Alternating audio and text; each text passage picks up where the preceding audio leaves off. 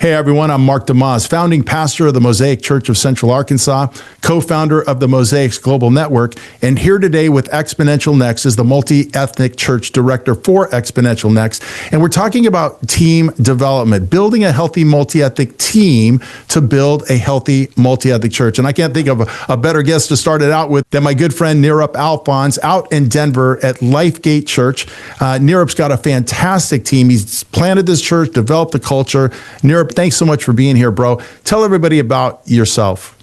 Hey, I'm really excited to be here, everyone. Good to see everybody here, at least digitally. So I pastor a church in Denver, Colorado. It has 54 nations represented from all over the world. Most people don't think of Denver as a diverse city, but there's so many people moving here because of tech, finance, medical, college, all those kind of things. And so I was born in Singapore, raised with missionary parents. Moved to India when I was 5, and I was in boarding school till about high school, and then moved to the States when I was in high school. So just a global experience. I went to an international school as a kid, then went to an all-black school in DC, and then went to an all-white school in Chicago or in Colorado, and then a really kind of diverse school in Chicago. So kind of been all over, but now get to lead part of the leadership team of a great church in Denver called LIFEGATE. Nirup, I know you have an amazing staff, an amazing team, and we're really focused on that staffing side. Of course, volunteers are a part of it. But as you think about, you planted the church, and some of your first thoughts had to be staffing and how you're going to go about doing things with others and bringing diverse people together on mission. Talk to us at the beginning stages. Take yourself back to when you did that. What are the first steps that you took, and what are some of the transferable truths you can pass on to pastors and planners listening or watching today?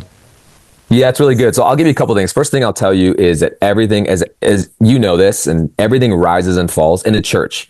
Everything rises and falls on the health, the integrity, the efficiency, the work, the patience, the skill, and the spiritual growth of the staff. It just does. It's not just how spiritual the lead pastor is. It's how strong and healthy is the staff. And so that's really important.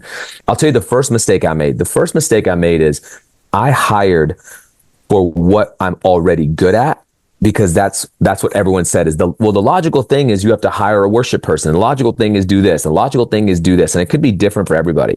My background is in worship, creative production. And I should not have made that first hire.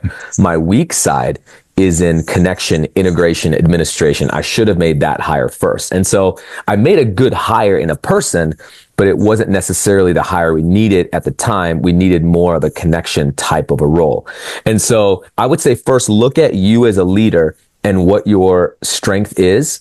And if you can do that, if you can do like, hey, I can lead worship, I can do admin, I can do the youth ministry, because you've always done it with hands tied behind your back and you can do it, then you keep doing that and mobilize volunteers. And then you hire for your weakness where you're not good, not to escape something, but so that you can delegate it to someone else who is far better than you are. And so you can keep doing what you're good at. So that's number one. Secondly is you have to create the kind of environment where different cultures can collide.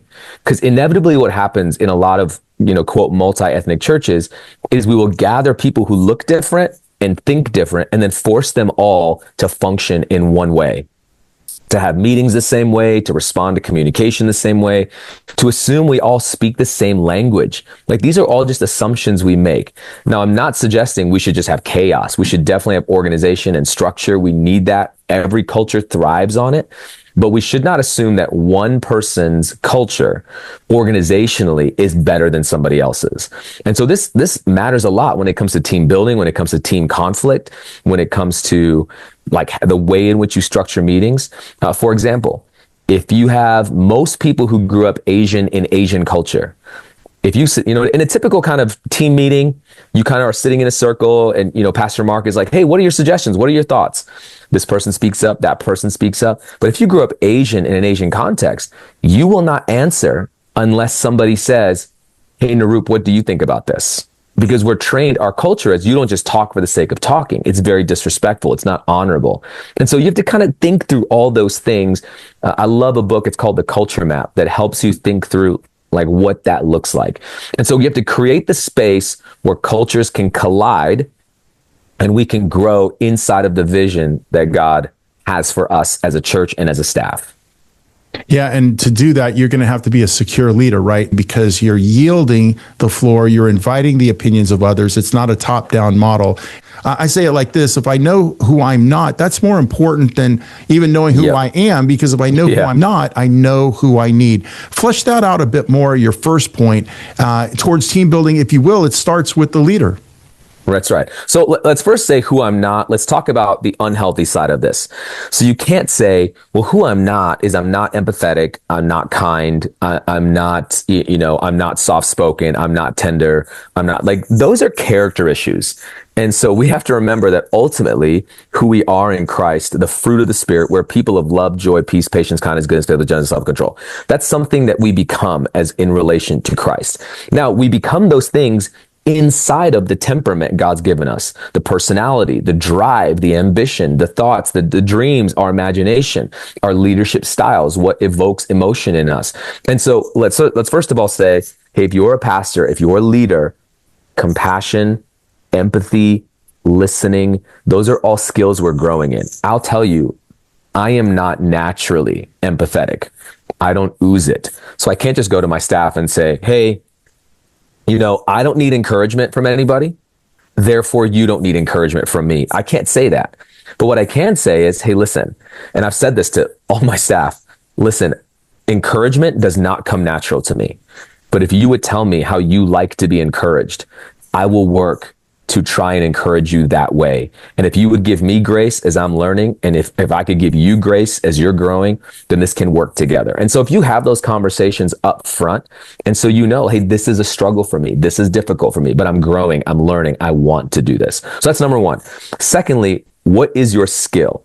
I love when the Bible says, it talks about David, right? And he says he led them, Psalm 78, 72, with upright heart and skillful hands. There's a skill to preaching, to leading. There's a skill to responding to emails. There's a skill to answering the phone. There's a skill to organizing a service. So you have to look at your life, look at your temperament, look at your personality. Here's what I'm not. I am not an organizationally driven leader. One of the best things that happened to me when we planted a church, one of the best things that happened to me is when I realized about 3 hours in that I am not Craig Rochelle. I am not Andy Stanley. I am not Steve Stroop. I am not an organizational leader. My mind doesn't think that way. I don't go that way. So, and I had a book. I mean, every pastor has this, right? Church planter. I have 800 books of just leadership. And I am bored out of my mind. I'm like, why am I reading this? But I'm supposed to. That's what every pastor talks about. How do you grow as a leader? And I realized that's not the way that I lead. I lead my personality. I am not a solo running gun. I want to build teams. I want to build teams around me. I love camaraderie. I love a collegial model, which is, I can talk to you about the model of our leadership at church. We don't have a typical lead pastor, executive pastor. So I know who I'm not. I'm not an organizational leader. I'm not, thinking through strategy all the live long day. I'm thinking about certain things. And so I want to bring in people whose natural gifting is that's what they think about.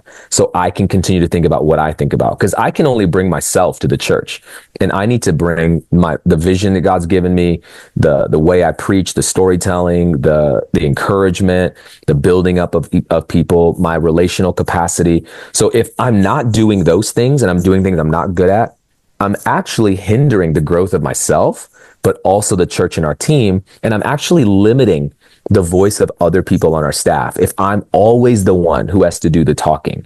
So just really thinking through, this is who I'm not. And that takes a lot. It takes a lot of courage, because we have these narratives that we're told, if you're on staff at a church, that, man, Mark, if you're planting a church, you have to be the most dynamic preacher, the most dynamic leader, the most dynamic relational. You have to drive the trailer and the truck and set it up and tear it down and be the youth pastor and be the kids pastor and be the women's pastor and be the men's pastor. And there's a lot of this weight we put on ourselves that is just not from the Lord. So one of my practical advices is, find people that know you really well and are honest with you, who can say, hey man, that's not you. Like that's not you. And this is not a character issue. This is a skill issue. This is not you, but this is you. And move into what you're good at and start to bring people around you that can do the things that they're good at, those things. When you think about cultures colliding and the diverse people of your church, and then, of course, the people that you brought to staff, their lived experience, their backgrounds, their diversity, creating unity in that staff team and or key level volunteers. Talk to us about where that starts and how you begin to recruit, how you begin to fit like a puzzle piece, and how you build a unified mission that all people can rally around. Yeah, it's really good. Firstly, I would say if you're going to be a multi-ethnic church, you have to have a multi-ethnic staff. Now, as much as you possibly can. So, of course, if you live in a type of city or a town that is more homogenous, that's going to be more difficult. But for the most part, if you live in an area where you can recruit and bring on diversity, you want to bring on qualified people, because what you don't want is to say, well, our platform is diversified. But the way that real multi-ethnic church is not what's on the platform. It's who are in the seats of power, who makes decision about where the church is going, where the money is going, where the mission is going. And so you want people at that table. So you want to be slow, hire slow. Do not hire fast, hire slow. Are they the right people? Do they have the right temperament? Can they keep up with the particular pace? And every church has a pace of the church. So really think through that. Make sure they're ultimately bought in to walking with Jesus. Do not hire people because they're great at church work, but they have a weak relationship with Jesus. Like ministry is in a lot of ways like marriage. Like marriage will never solve your problems. It will just expose who you've always been. And ministry will expose what your relationship with Jesus has always been. So when someone says, man, since I started the ministry, I really struggled to read my Bible or to pray or whatever that might be, that's not because of ministry. That's who you've always been. You've always been that person. Ministry is just exposing that. And what people will do, what many church staff will do, is they will assume that their unhealth, their struggle is the church's fault. It's the church's fault. It's the staff's fault. It's the pastor's fault. It's the speed of the church. I'm like, no. This has always been you. It's always been you. And our job is to help expose it as we do that with one another, including myself, and then work towards healing. So really look for spiritually mature people and no matter what department, look for spiritually mature people. That's number one. And then secondly, you have to remind people over and over and over and over again, being in a multi-ethnic context is a difficult thing to do. If you want a fast church, do the homogeneous unit principle. If you want a beautiful, deep church, it's going to be messy. We communicate different. We talk different. Our languages are different. When someone says, even something like, it starts at 9, guys, be there at 9. That means something totally different if you are a kind of typical, white kid versus if you're a black kid, an Asian kid. If you're Nigerian, they're not going to show up to, they might not show up at all. Like it'll be 11:30 before they even walk in the room. So specifics on language. When people say, man, do you guys believe in the gifts of the Spirit? Well, what do you mean by that? Because that can mean a lot of things to a lot of people. So you have to constantly in a multi-ethnic church to create unity. You constantly have to define terms all the time. This is what this means. You constantly have to bring clarity to people's roles. You constantly have to bring clarity to managers on how to manage people and develop people who come from a different cultural context of development. And so, I grew up in a context where nobody develops you. If you want to be developed in the Indian church, you want to be developed in the Asian church, like you got to develop yourself. No one is saying, hey, let me teach you this. Let me show you this. So we're always kind of hungry, looking for people to develop us. That's different if you grow up in a different cultural context. And so you're trying to constantly understand. So multi-ethnic in many ways is the lens by which you are viewing this, And so how do we create that unity? You gotta have clear vision. You gotta have defined language. You have to bring constant clarity to roles, expectations over and over and over again. And then the last thing I would say is you have got to make hospitality the central value. If you do not create space at the table where people's stories can be heard, where people can be honored, where people can be dignified, like you're never going to truly have a multi-ethnic church. You might just have diversity, like, okay, we're diverse, but man, the discipleship is run like a white church. The power is run like a white church. The money is run like a white church. It's really not multi-ethnic. It's just sort of colorful but it's really just behind the scenes. You look behind the curtain and it's one kind of a church. And so you really want to be clear on, this is our leadership, this is our structure, this is what we do, this is how we do it. And some people will love it and they'll embrace it and they'll be with you, and other people, they won't. And I think if you can just say, hey, this is who we are and this is who we're not, and you be okay with that, and let the Lord bring who he wants to bring, and let the Lord take out who he wants to take out. And the last thing I would say is, as leaders, think through the cultural expression of the vibrancy of the gospel and the vibrancy of the church's expression. You know, you walk into an all-black church and you look at the way they pray versus a Korean church and the way they pray, and an Indian church the way they pray, and the typical, white evangelical, they pray.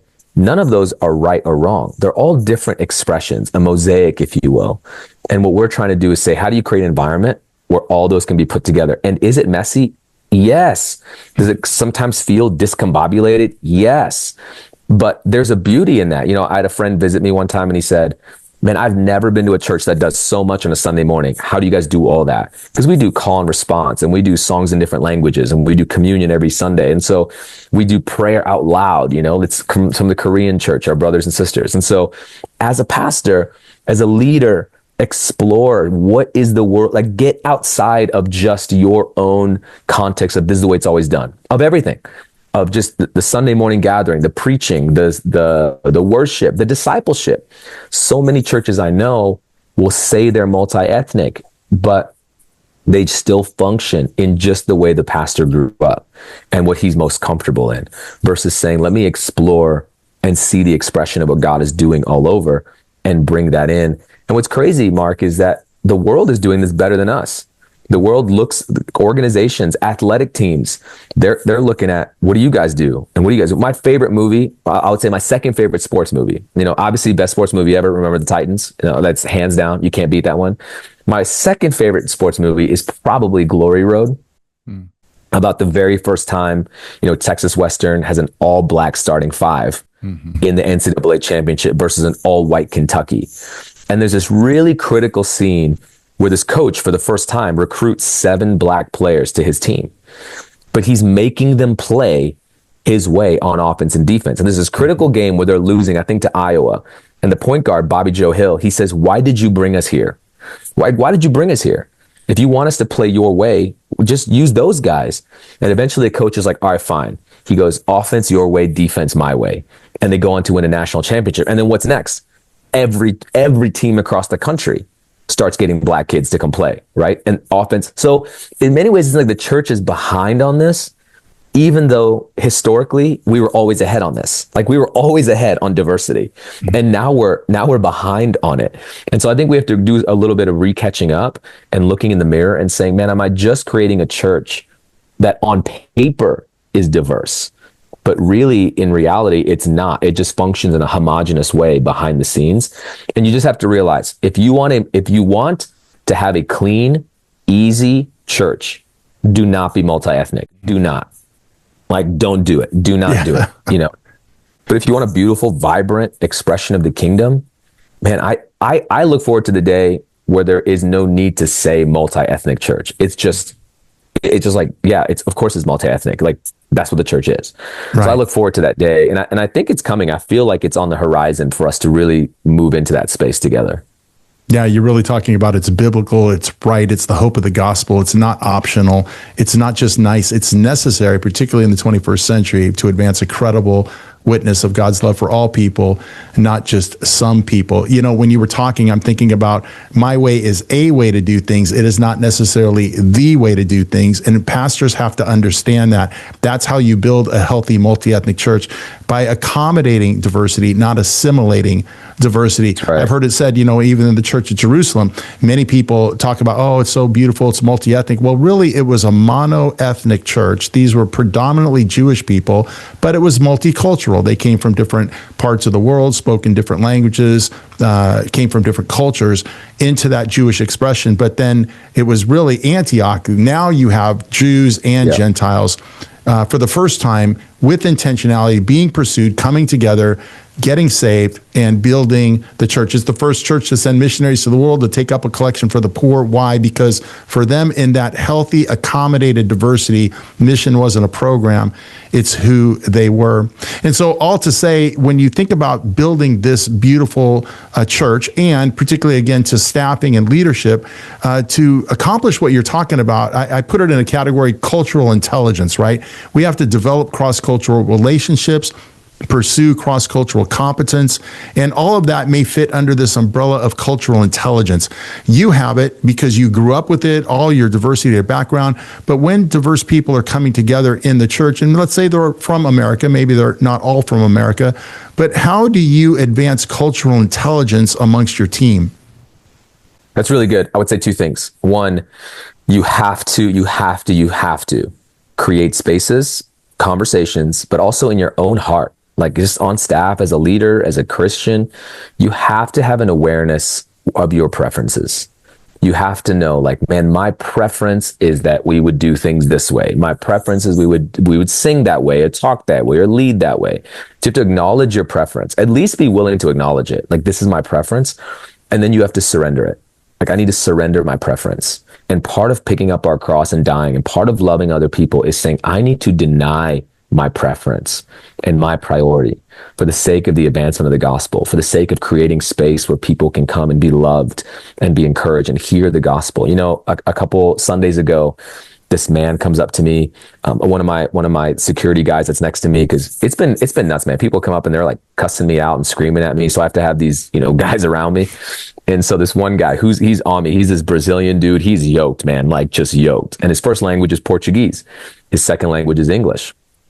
And so he's talking to me, and he introduces a gentleman who had just moved to Denver, who's a part of our Thursday. We do Thursdays. It's all volunteers teaching English to people who don't speak English.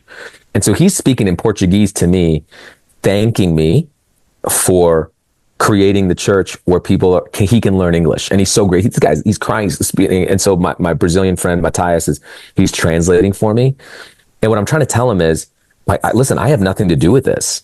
Like, this was all volunteers that did. I mean, speaking of the church in Antioch, one of the brilliant parts of the church in Antioch, I love the way that Dr. E. Stanley Jones talks about this in his book, Reconstruction of the Church and on What Matter. He says, what the church in Antioch did is it put ministry into the hands of the people. It democratized ministry, and it took it out of the central, like, hands of just those who were in vocation, and they put it into the hands of the people. Well, our teaching English is from the hands of the people. They're doing this. And so I'm just saying, hey, I didn't do anything. Like, I'm so grateful you're learning. All I did was to work with other people to create a space where this could happen. But other people are doing this.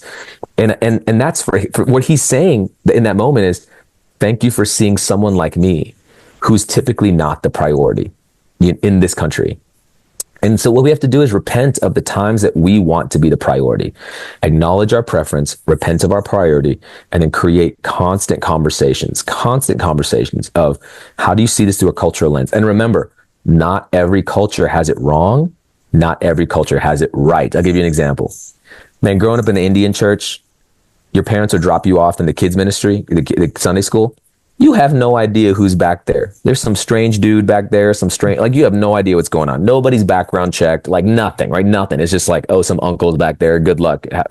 So I'm grateful that in kind of Western culture, we say, hey, listen, like, kids back in the kids' rooms, we need cameras. We need background checks. We need to ensure safety. Like, that is predominantly a kind of Western model of education. That's a good thing. So, hey, we need to adopt that principle and bring it into what we're doing as a church. And so you have to look through this of, like, we don't all have it wrong and we don't all have it right.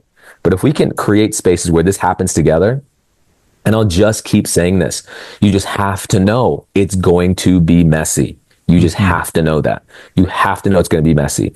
But if our approach is with humility, still with excellence, if our approach is kindness, still with truth, then I think we can build really special, healthy churches and just help people kind of learn. And what I'd say, Mark, is, like, church is tough on different seasons. Like, we're in a season right now where our church is growing incredibly fast.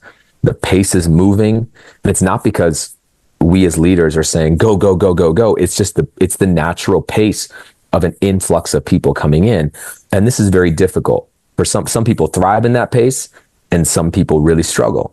Same as the opposite. When it's slow, some people thrive in that. They go deep, they go long, they thrive, and other people really struggle.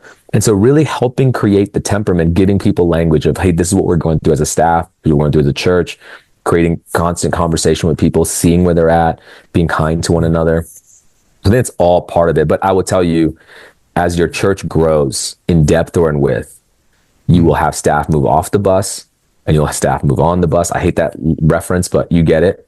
And it's primarily because of cultural issues. It's primarily not theological issues. It's primarily not because of personality issues. It's primarily because they just don't fit the culture. They just don't see the same thing that we're all trying to go after. And many people really struggle. They see multi-ethnic as a gimmick, you know, like they see, I mean, it's sad. I talked to tons of pastors, and they confuse multi-ethnic with the government mandate for DEI, and they can't tell the difference.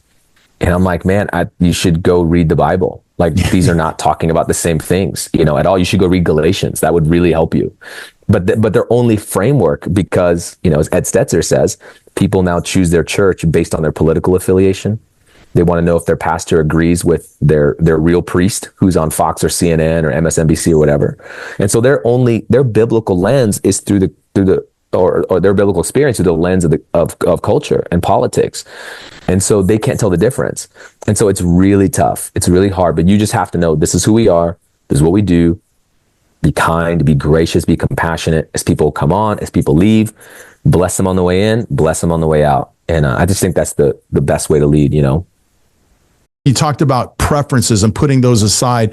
I've often thought as well, putting aside our past experience and our personalities. Not that we don't carry in our lived experience, our past experience to the things we do. Of course we do.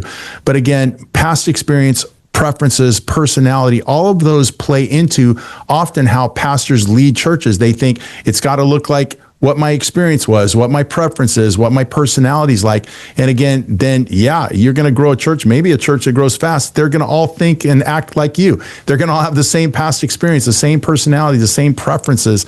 And to build that beautiful community, we're going to have to get beyond ourselves. Your way is a way to do things, not necessarily the way to do things. I want to ask you one other question here. You have built a staff. I've seen your staff. I've been to your church. I've worked with them. They are enthusiastic. They're not just there occupying desks. Yeah, you look around, there's diversity and cultural intelligence. But these folks are passionate for the mission of reaching people with the gospel, advancing a credible witness through the unity and diversity of LifeGate. Where does that enthusiasm come from? How do you build that into a staff? Talk to pastors and planners about building that enthusiasm across the diversity for the sake of the mission. I love that. That's great. I love our staff. I think our staff, they're enthusiastic. They love Jesus. They love each other. They love the church. So first I'll say this, the majority of our staff, the vast majority of our staff are raised up from the inside. So they've experienced the church before they experienced the staff. And so they've known people, they've served, they've given, they've been a part of the ministry, they've gotten baptized at the church. And so a lot of their lived experience is in the church and experiencing the Holy Spirit, experiencing God's movement. So like, we're a part of something here. So I think that's one. I think if at all possible, raise up as many people internally from the church and develop them and pour into them and disciple them. That's number one. Secondly, on a practical level, we love as a staff sharing stories. So some people are driven by analytics, they want the data, like, X number of people got baptized and we did this and this and this. And then you have other people that are driven by stories. And I'm more of a story driven person. And so we create space for both, but every Monday we're sharing stories of what has God done? What have you seen God doing in your ministry, in the church and in your life? And so people get to share that. And I think that really brings out the enthusiasm of witnessing what God is doing. Thirdly, we look for worshipers. And every church can have its own thing, but we are a worshiping church. And so I look for people who are expressive in the way that they worship. I'm not saying, every single time you have to be running around, you got your ribbons in your pocket ready to go. But in the general sense, man, these people love the presence of God and are reckless in the way that they go after his heart. And so I just look for people that don't care what other people think about them. They're ready to just worship, And so we look for people like that. And then just, constantly creating that, hey, we are an enthusiastic people. We're not in a fake way. Like, we're also deep, we're contemplative, but hey, like, man, ministry, if you're not having fun, if this is not fun, then you should be doing something else in your life, and I'm not saying it's not moments of it's hard and it's a grind and you're grueling it out, but I think it's still fun. I think this is the best job in the world. And so we're looking for people that have that kind of natural enthusiasm. Like, I want to be here. I want to serve. I want to contribute. But again, I would go back to hospitality, because we are so key on hospitality. Everything we do is about hospitality and the table, the power of the table. We seem to attract people who have that same kind of passion. Like, man, I love the table, and I want to orient my life around God's people at the table. So, and part of it, and we're in an interesting stage. Our staff is not huge. We're in the 20s.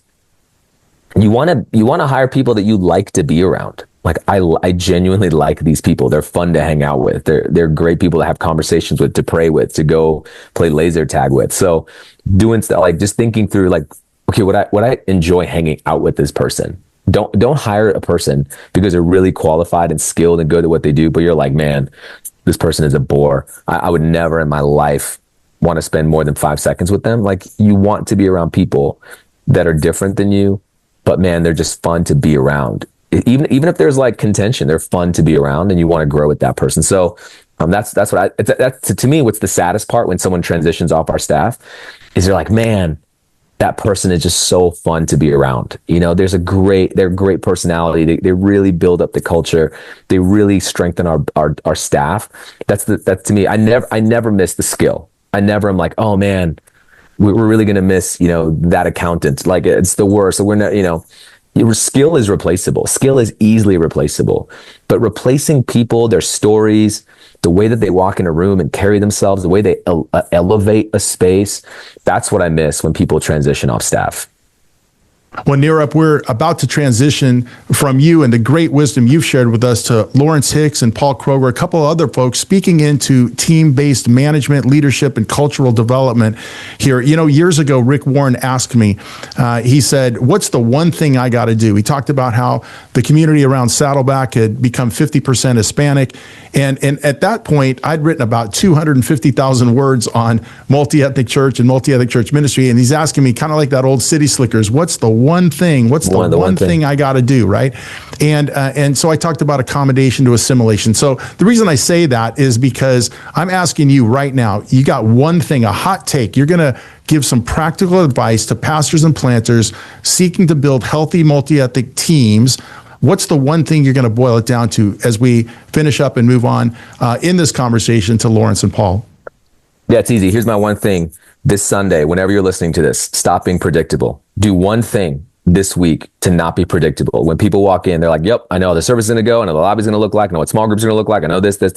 Do one thing that's unpredictable to throw people off, to make them uncomfortable, because you're never going to grow your church into anything if they're not uncomfortable. So make it uncomfortable, but make it gospel-centered, of course, make it Jesus-exalting, but push people past their preferences, acknowledge them, call them into something greater, but stop being so predictable. Be an unpredictable church. I just think predictable churches are boring. I wouldn't want to go to it. So stop being predictable and do something unpredictable this week.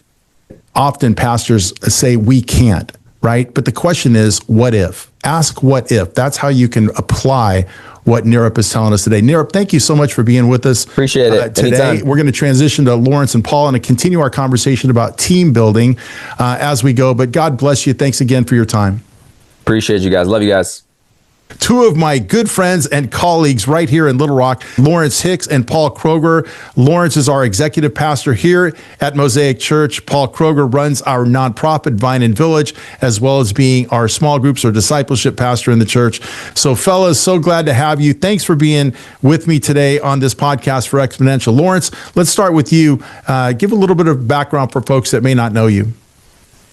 All right. Thanks, Mark. For the folks out there who are listening to the podcast, I'm a native Arkansan, but had been away from the state for 30 plus years between school and then going on active duty in the United States Air Force. Retired after 25 years in 2017 and ended up coming back to Arkansas, to Little Rock. And my wife and I, we landed at Mosaic by the grace of God and the providence of God, and started off as a volunteer and moved up through the ranks, so to speak, using some military terminology. And now I'm the executive pastor working in the church and also assisting Paul with Vine and Village efforts. And it has been a blast the last 7 years that I've been here at Mosaic. I've enjoyed the last 7 than my previous 25 years in the Air Force. So thank God for that, and glad to be here. Yeah, I'm really excited to be a part of this conversation. I am the executive director of our nonprofit, which is called Vine and Village. And as Mark said, I have a role both at Mosaic with discipleship and our small groups, which we happen to call tables in our environment.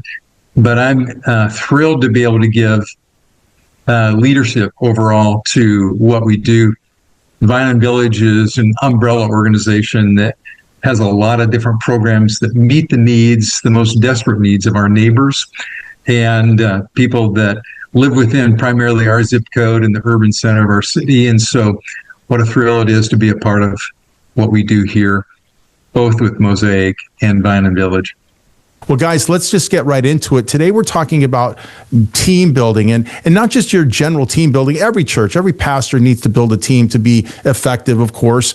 But we're talking about the additional set of landmines, challenges, and opportunities that we have when we are building a team of diverse people to build a culture, to walk in unity, to be on mission together in a healthy multi-ethnic church. And so that's the topic today. So, Paul, it really sounds like we start with empowering diverse leaders at the very top and building a team. And to do that, we have to be intentional, right? Years ago, I talked about, and I've even written about it in my first book, that intentionality when it comes to empowering diverse leaders is the middle ground between quota and wishful thinking. Paul, talk about the intentionality that's the middle ground between quota and wishful thinking. Yeah, I think for me, there's a theological start to this that has really framed all the way I move toward that subject, and that is that God has got a heart where he's passionate about every person on the planet. It doesn't make any difference your ethnicity, your economic status, your educational background, your gender. God is passionately in love with people, and that's what he wants us to display too. And so part of that is to say, we're not God.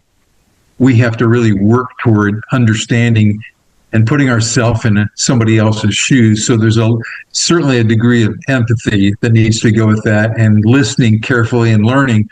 But in that process, I just think about people that we work with, and I just think about the economic and ethnic diversity.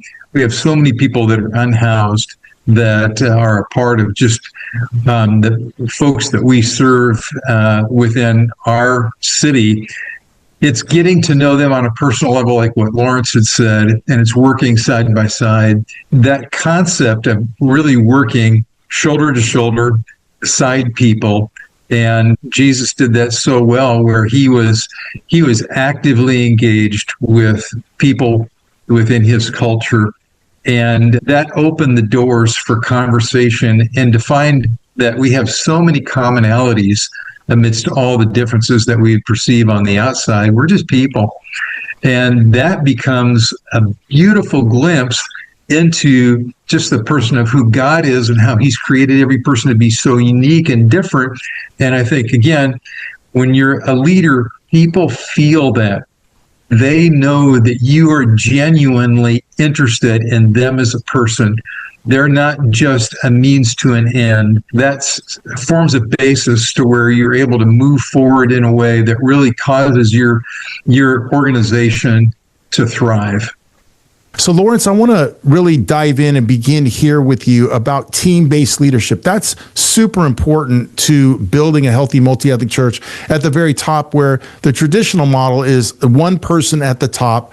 But the 21st century is so intersectional, as you and I know, all of us know here, Paul, Lawrence, myself, our colleague Harry, no one person's got it all. And you need to put together a team. So what we're talking about in terms of staffing is building a team, much like the Trinity, a visionary, an executive, a shepherd, and that team collectively as one leads the entire organization. So many pastors, Lawrence, they'll say, oh, I got a staff, I got a team, but they do that from a lead position, and everybody else in a military sense is underneath them. But here we practice team-based leadership at the very top. 3 unique individuals yielding to one another's gifting, understanding what that is, working together as one to lead the organization. Talk to folks about the importance of team-based leadership in building healthy multi-ethnic churches and cultures. Yeah, it's right now, I can't think of a better model to build a healthy multi-ethnic church. At Mosaic, I happen to be African American. Harry is our Asian American senior pastor, and of course you Mark as the white male, or the whatever Russian, I am. yeah, whatever the American you are.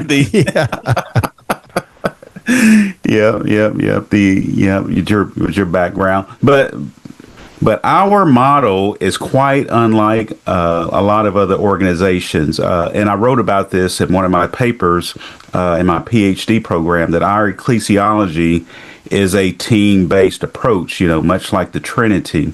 It's not, one senior pastor, one directional leader. There are 3 leaders primarily who defer to themselves, but we also don't defer to just the 3 of us. We also bring in others. We've got the 3. We've got, a team of 4 when it comes to finances. We've got a team of 12 or more when it comes to actually running the church. And we defer to each other, each other's strengths, and we respect each other's strengths. And that is so key, and it's so important. But it's so much unlike the rest of America, especially. Now, I've seen this model work in other countries. Because when you go to, say, Japan, when you go to other parts of the Far East and parts of the Middle East, you see this type of concept where it works, where people actually defer and give respect to individuals who may not be the leader of the organization, but they have a certain expertise, they bring a certain gifting, and others defer to them because they have more to say and more input, more credible input on that subject. And I've seen the opposite in organizations where everyone thinks that the person in charge, who is the commander, they automatically assume that they're the smartest person in the room about everything. And that's just not so. That's almost impossible. So you have to have, leaders have to have humility. They have to be able to defer to others, and they have to have some security about themselves, and also be secure about others who are around them. And I think that's what we have at Mosaic. We don't really see each other as threats. We're all focused in on the mission of Mosaic, Vine and Village, and serving the people of our surrounding community. Yeah, that's such a good point you bring up, insecurity versus security. And I've been in ministry now 43 years. I worked literally my first 3 years or 3 ministries over about 10 years. I was under, looking back, some insecure leadership. And when I see that and what I understand that to be, it's like, that's where, insecurity looks like this. Maybe I'm out of town. I'm supposed to preach. Somebody else preaches for me. I come back in town and they say, did you hear that message so-and-so gave? It's the best message I've ever heard in my life. I can tell you there's a lot of pastors, that person's never preaching again when I'm out of town, right? That would reflect an insecure leader, and they're rampant, in my opinion, unfortunately, in the American church. If you're going to build a healthy multi-ethnic church with a strong culture that values diverse opinions, thought, etc., you got to be like Christ in Philippians 2. You come down and push others up. You don't play king of the hill and keep others down. And so in our environment of team-based leadership, that's what we're talking about. And in that sense, we want the best idea to win, right? It's not the person with the right position or the most power, if if you will, in terms of the organization that always has to be right. We want to hear the diverse voice. If we got a whole staff meeting, everybody weighs in equally, and we defer, we listen. If it's the best idea in the room, that's what we're going with. So again, it requires that humility you're talking about and that security of person. When one person wins in the organization, we all win, versus seeing that person as a threat. And so, Paul, we're talking about being a secure leader. And one of the things that I don't see quite often is a leader shut things down to make things better. I've seen you do that in Vine and Village when things weren't going well, and bringing in diverse voices, creating culture, listening to diverse people. Talk to us about how you've built a team and had to shut it down to make it better. You know, they say that every organization is a direct reflection of its leadership. And so in the midst of that, when we've had to make some hard decisions and call really a timeout at that moment, because it's going to be better for everybody involved, there's a lot of flack that you receive when you're at the top when you do that. But it was time for us to say, we're going to pause, we're going to take a breath, and we're going to re-interview everybody that works and is volunteering with us. So currently what that means is we have about 170 volunteers that roll through every quarter. And so it's a lot of people, but the benefit came in helping take everybody back to the vision and mission of what we're about, core values, what we expect when you're on the job. And again, it gave us a chance to be able to say, you know, this may not be the best place for you at this point in your life. And not only is it not going to be the best for the organization, but we think that there's probably some place that's going to be better for you. And that's not always easy for people to hear that, but it's so incredibly necessary. And that's why, again, we're crossing the line a little bit when we think about leading and we're thinking about pastoring and shepherding, because we really want to do both. But Lawrence said it so well. It really starts with just genuine humility. And it's saying that I'm no better than anybody else in the organization. I've been given some responsibilities. Here's our mission. To accomplish our mission, this is what we're going to need to do. And that refers to every person, including me. Yeah. Let's talk nuts and bolts for a moment. And Lawrence, let's start with you. Talk to us about the nuts and bolts of bringing diverse people together, high capacity leaders, getting them to function together as one around a common mission. How do you build that type of culture? That's a great question, because I've been still trying to figure that out after the last 7 or 8 years, and trying to put my finger on what makes this staff work as well as it does. Not saying that we're perfect, but people would think that we have a huge staff, you know, lots of money and all that, but we run a very thin staff. We got a very small budget, but we are doing the impact that the staff has at Mosaic and at Vine and Village is equivalent to churches with 2-3 times our budget and 2 to 3 times our size. You know, so it takes a special kind of person to come to Mosaic and work. The people that succeed at Mosaic are sled dogs. You know, and using my terminology from my military days when I worked in the Pentagon, the people that did the work, got things done, were sled dogs. The people who looked good in front of politicians and the generals were the show dogs.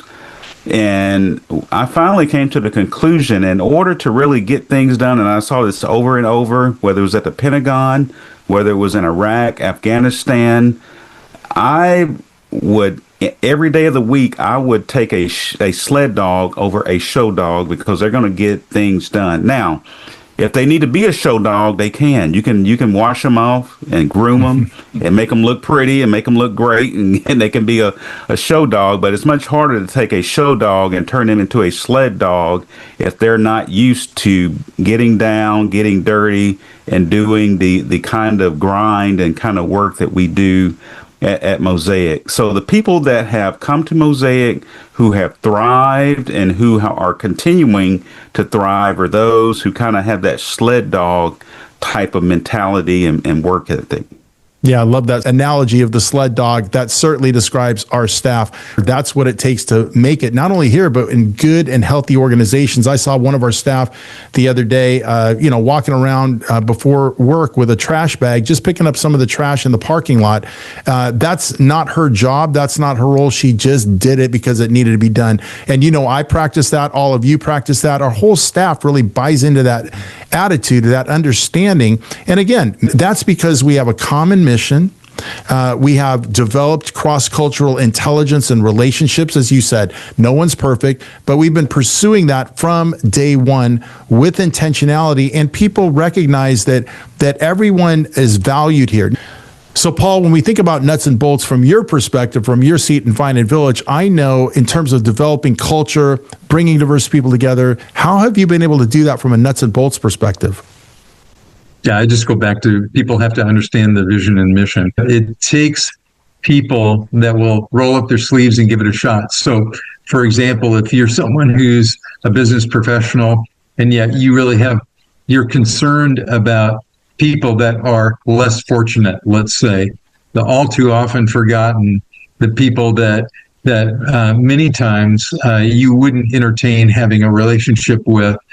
I find as humans, there is a level in which we'd like to connect with anybody and everybody. And the people that are willing to come out and volunteer and give it a try come back over and over again. And again, people that wouldn't normally interact with people that are living in poverty or people that are unhoused. I hardly ever have people that walk away and that say that it wasn't anything but an absolute eye-opener in a beautiful way. Not just a way that was like, oh man, I can't believe these people are so, and you could fill in the blank, so impoverished. And no, they're having a chance to, in a way, just get acquainted with another human being. And if people have a heart, there is a quick connection to just this whole concept of being a part of a team that's meeting needs of people that are tangible. Yeah, when you're talking about that, it takes me back literally from the early days of our church, but it's just who I am. It's who we are. I know both of you. It's just who we've become collectively. But when people attend our church, literally they can be here for the first Sunday and we'll go, hey, can you go move that chair? Or, hey, we need this help over there. Literally, we put people to work right away, not even trying to do. It's just because we just have hustle and something needs to be done. We grab the first person. And I can't tell you how many times that has been a first-time visitor. And right away, you're showing, hey, there's involvement, we work together, and of course, they see us doing that as well. I literally opened the door leading into the sanctuary last Sunday for someone in the church that was just coming in. We have double doors, kind of I think they call it a narthex technically, but I opened a door. This was actually 2 Sundays ago, our first Sunday of the year. I opened a door, several people go in, and this guy goes in. So then I get to the next door. That guy's holding the door. I don't remember. I've been told he comes to the church the last couple of weeks or whatever. But when I was passing him, I said, thank you. And he says, well, I got to do what the pastor's doing. Now, that is how you build a culture. If you're not willing to pick up trash, if you're not willing to rub shoulders with people not like you, if you're not willing to be authentic and humble and to have that self-awareness that your way is a way, not the way, and people see that in you, that's how they're going to model. That's how you'll create that culture. And they want to join in that because when people see effective work, they want to be a part of that. And when they see diversity in the room, they realize there's a place for them. If you're a pastor, a planter right now, trying to build a healthy multi-ethnic team and culture, start with authenticity, humility, and sacrificial service. See yourself like Christ, coming down to push others up, not at the top to keep others down, and get the work done. People see the effectiveness of that. They want to be a part of that. Create a space for all to play, not just some to play in your organization. Guys, we just got a couple minutes. Lawrence, Paul, I'm going to ask you both the same question. Look the camera in the eye, so to speak, that planter, that pastor trying to build a healthy multi-ethnic church. Beyond the things we've already talked about, what's 1 or 2 tips you'd say very practically for them if they're going to build a healthy multi-ethnic staff and team? Yeah, I'm going to give it a shot here. You can't do this overnight. You have to have a long-term perspective.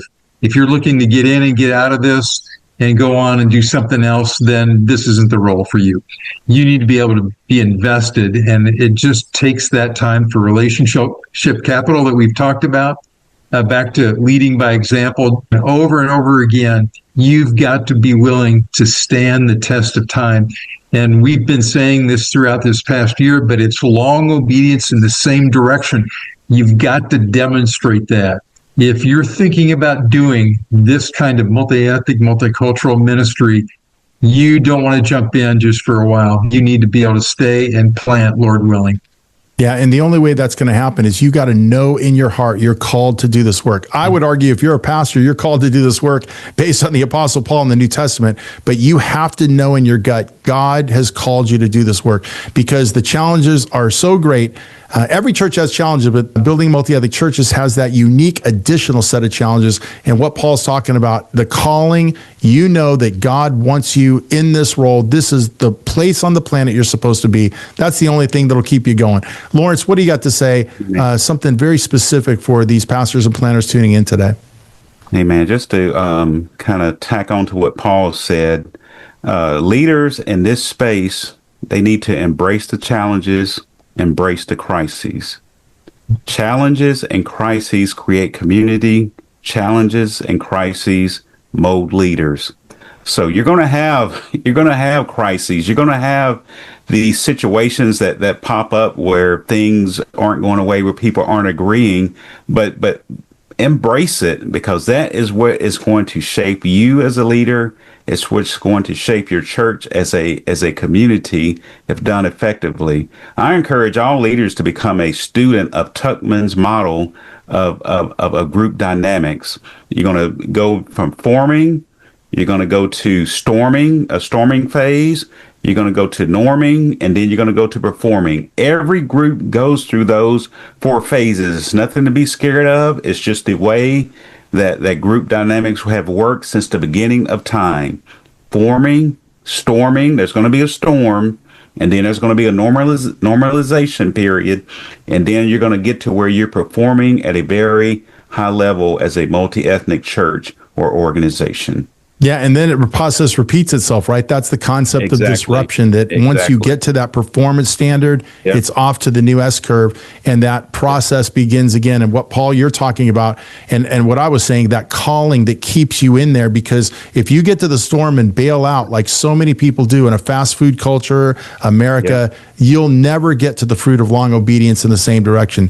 So stay the course. You win if you don't quit, and recognize authenticity, humility, building cross-cultural relationships, pursuing and developing cross-cultural competence is what's going to make you a good leader, a healthy leader, and attract others to your team that you can pour into, build, position to serve alongside you in building that healthy multi-ethnic church. So Lawrence, Paul, thanks so much for joining me today. Well, on behalf of my guests in the Exponential family, thanks so much for joining us in this conversation today. I hope to see you at Exponential Global or one of the regional events later this year. And in the meantime, take advantage of many other Exponential resources by visiting us online.